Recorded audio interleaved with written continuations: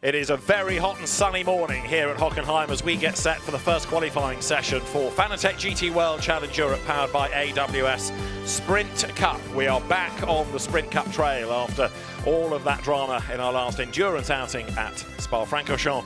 And here at Hockenheim we had free practice and pre-qualifying yesterday, qualifying and race one today, same principle tomorrow, early morning qualifying, 1 hour race, and it is going to be a fascinating session. This it only lasts for 10 minutes. You cannot afford to be wasting laps with track limit offences. So much of no doubt the race later on is going to hinge on where you are on the grid, and so how many sets of tyres the teams can throw at this is going to be interesting to see as well, with temperatures getting hotter and hotter all the time, not only just trackside but also here in the booth. David Addison and John Watson feeling a bit like two ripening tomatoes this morning. It's jolly hot, Watty. It is stonkingly hot here. We get this sort of Central European heat in the middle of the summer, and right now this sort of Germany, Hungary, Central Europe is stifling. I mean, just walking up and down the pit lane across to the commentary booth, I thought I'd done a marathon. It is really hot, and that marathon is going to affect everybody in the pit lane. Brand new Pirellis going onto the Mad Panda Mercedes. Temperature will affect the drivers, will affect the cooling in the cars. David, you even were mentioning that tyres are getting, I mean, really, really, probably the highest temperatures we have seen so far this season. Yeah, somebody from one of the teams was talking about tyre temperatures of 118 degrees yesterday in the height of the afternoon. Now, it won't be quite that bad this morning. That really was 3 to 4 o'clock yesterday when the temperatures were pretty much at their peak. But it just gives you an indication of what the Pirelli rubber is going to be up against around here. The fast lane is open and everybody is making their way early doors, I'm sure, out on track to try to get clear track position. 10 minutes on a long lap like the Hockenheim Ring circuit is not going to give you that many opportunities to do a flying lap at all. So, like I said a moment ago, you can't be wasting any of this with track limit abuses. No, and that is going to be the key for everybody. One, track limit abuse, and there's a number of areas around the circuit. Exit of turn 1, always the place track limits take place. Then down at the hairpin, turn 6. Then as you return back, the return straight, corners 10 and 11, that's where you rejoin the back straight, or what is actually known as the drag strip here. Then into the stadium, turn 12, track limits on the exit there, and then turn 16, 17, that double right-hand corner onto the start-finish straight. You'll see many drivers taking liberties, going way wide. And if you take a liberty, ba-boom, time deleted. Absolutely. By way of a guide, the lap record for a GT3 car around here is a 1 minute 38.3 from Mirko Bortolotti. But the fastest ever qualifying lap, which can't be a lap record for obvious reasons, is a Matteo Drudi Audi from 2023, a 1:37.1. And yesterday we were in the 39s in pre-qualifying and the 39s in free practice. So it's a bit slower because of the heat. But on the paid test session on Thursday, Jules Gounon in the Butch and VDS Mercedes, a 1:38.7, but still over a second and a half away from the qualifying time that we saw Matteo Drudi achieve last year in his Tracer attempt to Audi, 1:37.1. Keep that time in mind. I don't know if anybody's going to get within tenth of a half or whatever, a second of that time, albeit everybody will be in fresh rubber. Track is at its coolest right now. So these are the best times if you can score a 1:37 point something to put yourself near to the front of where you need to be. Now, traditionally, Audi tends to go pretty well around here. We first came to Hockenheim with World Challenge Europe Fanatec GT in endurance context, and then last year Sprint. Audi has always done well. There, 52, ready to go, is the Sean Hudspeth and Jeff Machiel's Ferrari 296. That car runs within the Silver Cup. The Singaporean driver Sean Hudspeth, the Belgian driver Jeff Machiel's, Pirelli's being affixed, and 32 of the drivers that have rather made Sprint Cup their own over the years. Dries van Thor and Charles Weerts. It should be Charles Weerts to go first, and he's had 6 pole positions. He'll do today's session. Of course, you start the race for which you qualify. Green flag is shown, green light to go on at the end of the pit lane, and we are in business then as the cars make the run here up towards turn 2. Just an ever so slight climb up to that corner, and there the cars being released. Others, though, biding their time. Looking at the 71 AF Corsa Ferrari, delighted to see Tom Fleming to his friends, back behind the wheel of his AF Corsa Ferrari 296. Tom, of course, had that accident in testing practice at Mazzano at the early part of May, but making his return here to Hockenheim, and great to have you back, Tom. here, because he was very impressive at Brands Hatch, wasn't he, at the start of the sprint season? And it was quite an impact that he suffered, so it very definitely is good to have him back. We'll rattle through who he's driving what as that we identify different cars over the course of this session, but for Liqui Moly Team Enschler, Max Hofer has gone into this session, and he is, like co-driver Luca Enschler, with a new car, Fanatec GT. They've moved from Audi to Lamborghini, that team, although in fairness, Luca Enschler knows the car because he drives a Lamborghini in the DTM. This is Thierry Vermeulen then, number 69 Ferrari, making the run now up towards the completion of the outlap. This is the car that he shares with Giacomo Altway, but it's only Vermeulen, of course, in this 10-minute session. So the first time that the other driver gets in is going to be mid-race. They'll have had no track time today until they're thrown into that bear pit later on this afternoon. In you get, go and deliver. There's an example of exiting turn 17, running very wide. Now, whether that would be considered track limit abuse, I don't know. Again, on the exit of turn 1. Vermeulen looks very, very committed. The car looks like it's got a fair amount of grip, and he's using this opportunity. He's got clear air ahead of him to try and max out what he's going to do, and the clock is ticking down. We're just under 8 minutes. There's 10-minute qualifying session. Well, there's a surprise. Purple for Vermeulen. That's now been eclipsed. Probably Lucas Howe is going to go purple, but he's now gone purple to green. So Vermeulen en route right now, flashing his headlights. Well, oh, there is a Ferrari directly ahead of him. So just to give him that little bit of space and time, or time and space. Very, very confusing in these hot climates at the minute, whether it's time and space. There's a continuum in there somewhere. And all of that space and time is what's been going on in the stadium. Every car has been at walking pace to let the one ahead go. We've still got cars crawling up now towards the Sachs curve or the Sud curve at the end of the lap, as here, out of the Mercedes arena, down towards the stadium comes Thierry Vermeulen. Ben Green in the sister Emile Frey car, faster than anybody thus far, but we've not had many takers within Sector 1. Vermeulen's purple Sector 2 is because he's the only driver to have completed Sector 2. He will offer up the benchmark time. Now, the race director has put a message up to say no slowing down on the last sector and on the racing line. That was rather ignored by people on that first lap. So whether there'll be investigations, time will tell. We are getting people losing laps for track limit abuses. Magnus Gustafsson is the driver, and Vermeulen's target time that he's about to establish is a 1:37 rather, 0.991. A 1:37.991 then for Vermeulen. That's the target, but I suspect that'll get obliterated as others come through. Max Hofer is the first one to challenge it, and he goes by. And Hofer does a 38.1, so fractionally slower. Charles Wirtz is no quicker. Gilles Magnus no quicker. As here, Lucas Auer in number 48 Mercedes goes quickest of all, 1:37.896 for Lucas Auer, 95 thousandths quicker than anybody else, although Vermeulen, John, is on another gun lap. Yes, he is. And again, these times are beginning to get near to the time we saw 1 year ago from Matteo Drudi in the attempt to Audi. So we've got Mercedes, Ferrari, Lamborghini, Porsche, but that's all we're changing literally as the cars come across the line to complete a lap. Vermeulen midway round his second flying lap. This is the technical part of the return to the stadium. And then you go through turns 8, 9, then 10 and 11. And it really is one just curve that leads on to this is part of what they call the drag strip here at Hockenheim. Then the entry into the stadium. In the good old days, the grandstands would be chock-a-block. Fireworks would go off. It was just like an amphitheater back in the days of the Roman Empire. Unbelievable to be present and see what these back in the early 70s. Yeah, the stadium with those imposing grandstands, one of the most famous parts of Hockenheim, and it's been retained, although this is, of course, the newer version, 20 years old now. It still has this stadium section as its benchmark at the end. Now, up to pole position has gone Alessio Dono in number 71 Ferrari. He's on a 1:37.8 to be 33 thousandths quicker than Lucas Auer, as Gilles Magnus is a little bit down in the middle sector there. Number 9 Mercedes you're looking at is Jules Gounon, who is also a little bit slower than he had been in the middle sector, and Jules Gounon is 12th fastest right now. Well, that is not where you normally expect to see this car. Sliding the car through turn 16 and 17. And the Aston Martin, which one is that? It's the number 21, comes into the pits. That's David Pittard. Sorry? That's David Pittard. Yes, yeah. He's a new driver this weekend for the Come2U racing team. Yeah, David, factory driver for Aston, but it's good to have him back in this championship. Of course, Come2U winners of the Spa 24 Hours, as here is Ben Green picking up the pace as he comes now down through the right-hander that brings you into the stadium.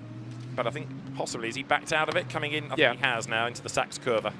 Either he's back, or he has backed out of it, either he's coming in, which I would be surprised, or he's just going to have another lap. He's going to try and find another lap. We're just under 4 minutes of this session remaining.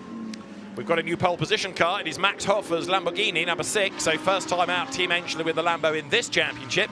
Ahead of this car now, Valicio Dono, which is down to second. It's 0.2 of a second between them. So Max Hoffer has done a very good job, although there's a track limit message that's just come up about him. So let's wait and see whether it stays. This is Valicio Dono, who comes up now towards the timing line. An absolute best, a personal best. He's way out wide, and he comes towards the timing beam. And the answer is, to the lap time, goes quickest again.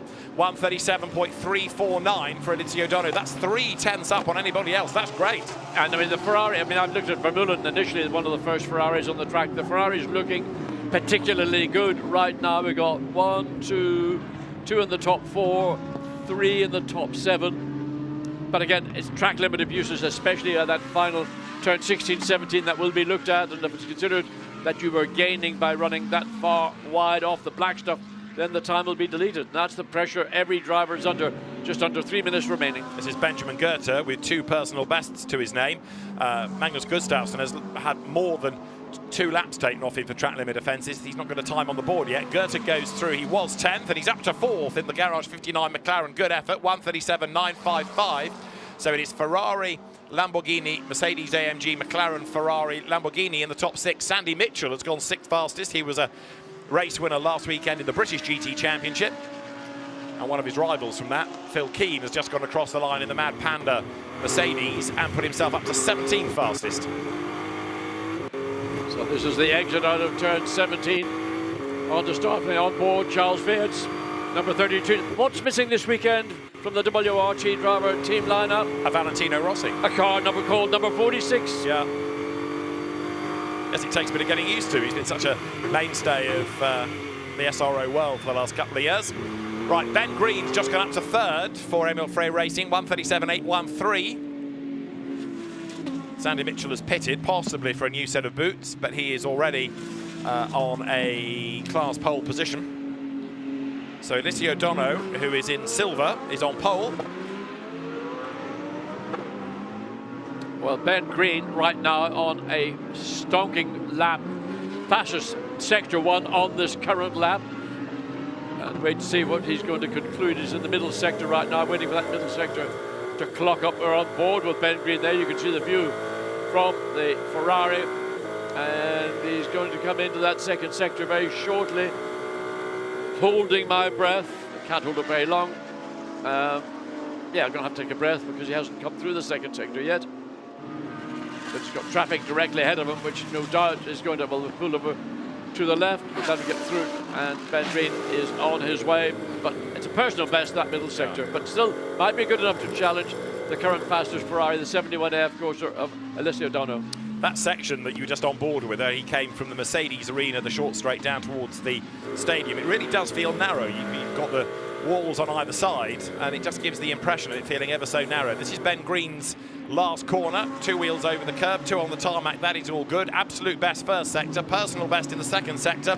He's got to find 4/10 to be fastest, and he's not quite found them because he goes second and misses out by 0.274 of a second. Ben Green on the front row. It's an all Ferrari front row with Valicio Dono from the Silver Cup still quickest, looking for a second pole of the year. Lucas Auer, 2 personal bests, breaks the beam, stays 4th, but with a better lap time. Indeed, so it's a Ferrari front row lockout. From the minute we saw Thierry Vermeulen on the track in his 296 Ferrari, the car looked good, and I had assumed that then the sister cars, you know, the sister entrants running Ferraris would likewise have similar performances, and that's been confirmed for what we've just seen. Checkered flag out. This is Max Hofer, who's been bumped back to the second row, but you've got to say, switching to the Lamborghini has done that team seemingly a power of good. It's a car perhaps they know better, with more mileage from it in the DTM, and having plied their trade, learned quietly and successfully with the Audi at the start of the year, they feel perhaps now confident enough to take that step up to the next part of the technology. So Max Hofer, another quick, very underrated driver, brings this car back down towards the end of the lap. He's in the stadium now. He's been another GT as well as touring car racer over the years as Max Hofer. 3rd he is. Checkered flag out, as I say. Up to 5th has gone Louis Pret in the Garage 59 McLaren. So a really good final lap from Pret. Gilles Magnus rounding out the top 6.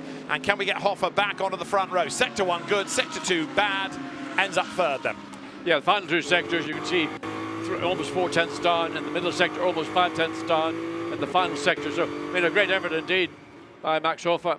And that switch from the Audi to a Lamborghini, but as you pointed out, they're familiar with the car, and I suspect that that car is au point in terms of the technology that Lamborghini have been evolving throughout the 24 season. So other improvements coming. Jules Gounon goes 9 for the very end. Tell you what, it's not been a great session for BMW. Charles Wirtz is 19th. So on this lap, there's nothing coming either. So Charles Wirtz done, 19th fastest.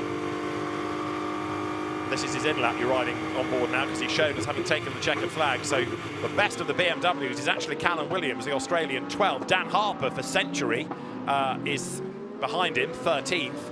And Charles Wirtz, 19th on the grid. That was not on the script. No. And we don't know whether he maybe had time deleted, been to check all the times that have been deleted, but that's a big, big disappointment for WRT with, you might say, the star car of the lineup. But very good job by Callum Williams, who ends up 12th overall. So that is the silver entry by WRT. Callum Williams, Sam Dehaan will be behind the wheel as the second driver. So, if you take the classes, it's a second pro pole for Ben Green, a gold pole for Max Hoffa, a second silver pole, but an outright one this time for the car of Eliseo O'Donoghue. He wins the Rover Motor Oil Pole Position Award, and it's a bronze pole for Louis Pret. But Eliseo O'Donoghue, great job, and Tom Fleming there saying well done, and it's good to have Tom Fleming back after his accident at Misano, but he'll be a very happy man, I'm sure, as there down the pit lane, sister cars taken away. Right, there is Eliseo O'Donoghue with the pole position car. The Rover oil can is there, the pseudo oil can, ready for that pole position award. And a very good job done by Eliseo O'Donoghue. You could argue that 10 minutes teases everybody because you want more, but it doesn't half put the pressure on the drivers to deliver. I think it's a great setup because it puts, as you point out, pressure on the driver, but also on the teams to make sure that when they go out in that 10-minute session, the car is absolutely right to go. You're going to have to do one thing, that's just push. Then you have to push again and then push even harder. But at the same time, you've got to respect the track limits.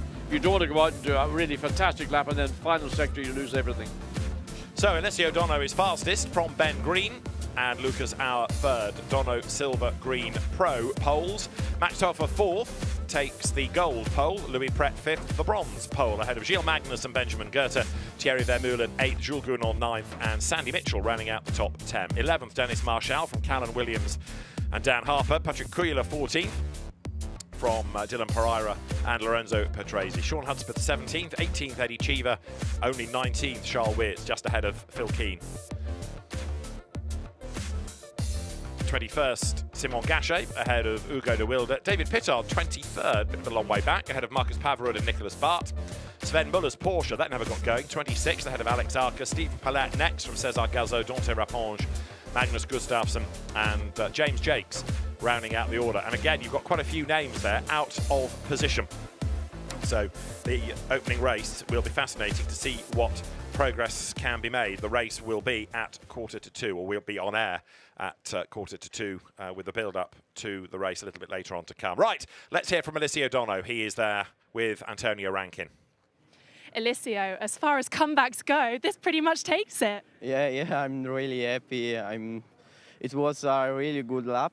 I'm feeling thanks for my team, my family for the support. It's really special, this pole, because it's my first pole in this championship. This car is really nice to drive. It's crazy. I'm very happy now. I'm focused for the race one. Well, not only fastest overall, but fastest by a long way in your class. Yeah. It's a long time. I know words because I'm really happy. Sorry. Well, congratulations, winner of our Rover Pole Position Award. Thank you very much. And a great lap by Eliseo O'Donoghue, and it looks as though the Ferrari may be the car to have around here, because not just his, not just AF Corsa, but other teams having competitive Ferraris evinced over the course of that session. as I say, the race coming up later on this afternoon will be on air at 1:45 for it. And a quick look at the fastest car from that session, and a beautifully balanced Ferrari. I mean, used to that slow-mo shots. And that shows why this car, but the Ferraris in general, have been so effective around Hockenheim this morning. It's a 4.5 kilometre, 2.8 mile circuit, 17 corners, and the Ferrari is dialed in better than any other brand. Lucas Auer's the only one that got near in his Mercedes, but that just sums up, and the smile on Alessio Donno's face, and just couldn't believe how good the car is, how much the balance, the grip, the car and driver working in unison. Yeah. So Alessio Donno for the AF Corsa team, the fastest, and the Rover pole position award winner. Walked away from the car, which is under part fair make conditions, so the team can't yet touch that. The scrutineers will want to make sure that all is good with those cars that are required for the technical checks. And bravo, Alessio Donno. Tom Fleming will do the session tomorrow morning. Then number 991, the Dan Harper and Darren Lung, Century Motorsport BMW, last year's British GT champions. But there'll be a bit of head scratching, I suspect, at the Weert Vanthor garage as to where all the pace had gone this morning in their car. So big frustration.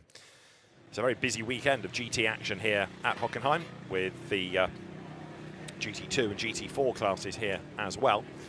But as you look down at Max Hoffer's car that was fastest in gold, they've done a good job with that Lamborghini. I think that's been the most impressive performance, in fact, in this 10 minutes of qualifying, because they're new to the team in terms of competing in the Fanatec GT World Challenge, but we wait and see them in the race. So let's have a look at the highlights then of that session, which began with everybody trying to get themselves at the head of the queue. Those that didn't ended up backing out around the stadium and letting the traffic ahead go. Thierry Vermeulen was the first driver really to be able to go on to a flying lap. Lucas Auer was not that far behind him, and they traded the top time. But ultimately, it was Alessio Donno in the Ferrari who was the man to beat. He had more than one crack at pole position as the team cycled new sets of tyres through.